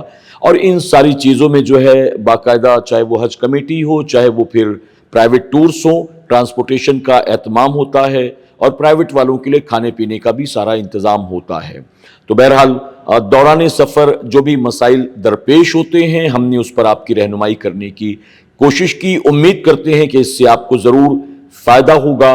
جو بھی راستے میں دشواریاں ہوتی ہیں ہم نے ان سب چیزوں کو ترتیب وار کور کرنے کی کوشش کی ہے. اللہ تعالیٰ آپ سب کو حج مقبول کی سعادت عطا فرمائے. جو لوگ حج پر گئے ہوئے ہیں، جا رہے ہیں، وہ اپنی دعاؤں میں ہمیں ضرور یاد رکھیں، اور جو نہیں جا رہے ہیں اللہ تبارک تعالیٰ ان سب کے لیے بھی اسباب پیدا فرمائے. اللہ سب کو حج کی سعادت نصیب فرمائے. ہمیں اجازت دیں، اپنی دعاؤں میں ہمیں ضرور یاد رکھیں، خاص طور پر ہمارے ساتھی حسنین بھائی جنہوں نے ہماری بہت رہنمائی کی. آپ ان کے حق میں بھی دعا کریں، اللہ تبارک تعالیٰ مزید ان سے حجاز اکرام کی خدمت کا کام لے، اللہ مزید ان کو برکتیں عطا فرمائے. انشاءاللہ پھر بہت جلد ایک نئے پوڈ کاسٹ کے ساتھ آپ کی خدمت میں حاضر ہوں گے. تب تک کے لیے اجازت دیں. السلام علیکم ورحمۃ اللہ وبرکاتہ.